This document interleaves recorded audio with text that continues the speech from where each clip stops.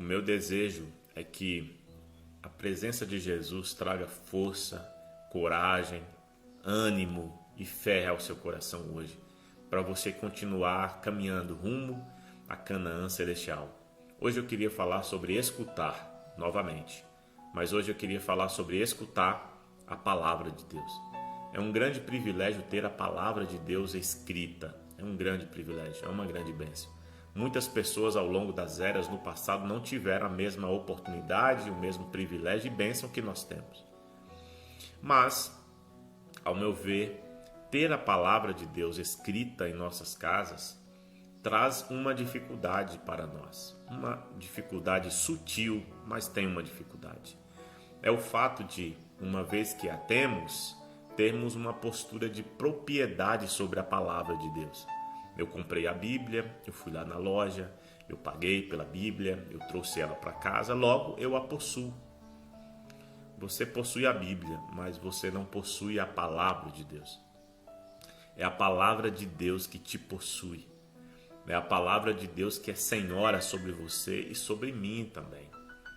Então, para mim, essa é a dificuldade mais sutil que nós temos, de acharmos que nós possuímos a palavra de Deus, ao invés de permitirmos que a palavra de Deus nos possua, que ela seja senhora sobre a nossa vida, sobre as nossas emoções, sobre os nossos atos. A outra coisa que eu vejo é que escutar é diferente de ler. E às vezes nós lemos, mas nós não escutamos. Nós lemos a palavra de Deus, mas nós não ouvimos a palavra de Deus. No primeiro século, quando a maioria dos cristãos era analfabeta, eles não liam a palavra. Toda a transmissão era oral. Os pais iam passando para os filhos. Eles iam à sinagoga e alguém lia alguma das epístolas em voz alta e eles ouviam, eles escutavam a palavra de Deus. Ouvir uma palavra é diferente do que ler uma palavra. Quando nós lemos a palavra, nós lemos a Bíblia, nós podemos interromper a qualquer momento. Nós podemos ler e podemos sair, nós podemos ler e podemos não ouvir, mas quando nós ouvimos, quando nós vamos ouvir alguém, nós nos aprumamos. Pelo menos deveria ser assim. Para uma boa audição, nós nos aprumamos, corpo, coração e mente para ouvir. Por quê? Porque ao final da fala, nós precisamos dar uma resposta. Espera-se de nós que estamos ouvindo uma resposta, uma interação àquele ou àquela que nos falou. Quando nós lemos, não. Você pode ler e você não precisa dar uma resposta. Você possui a Bíblia, você possui o livro. Então você lê e você sai. Quando nós ouvimos, nós não saímos da presença do outro sem dizer nada, sem dar uma resposta, sem dar um feedback, sem se comprometer com aquilo que você ouviu. Então essa é uma dificuldade que eu vejo, da gente ter e achar que possui, ter esse senso de propriedade. Então a gente lê 1000 vezes, a gente lê a vida inteira, mas quase sempre ou normalmente a gente não ouve a voz, a palavra.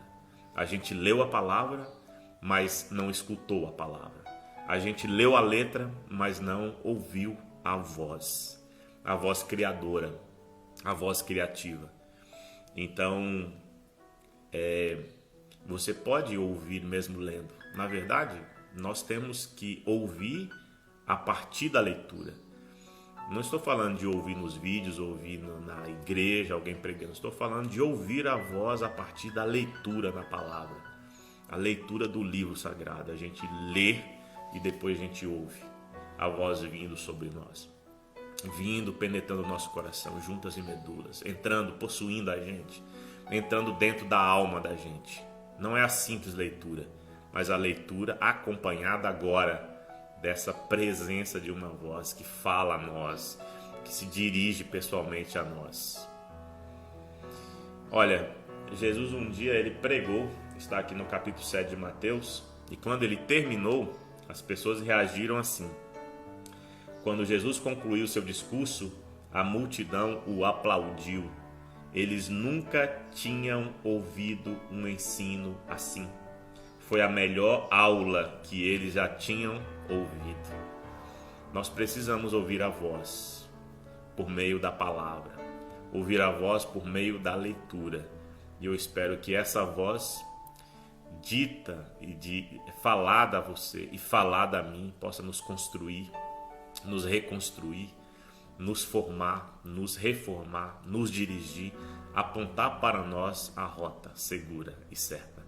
Que o Senhor te ajude a ouvir a voz sempre do Eterno. Amém.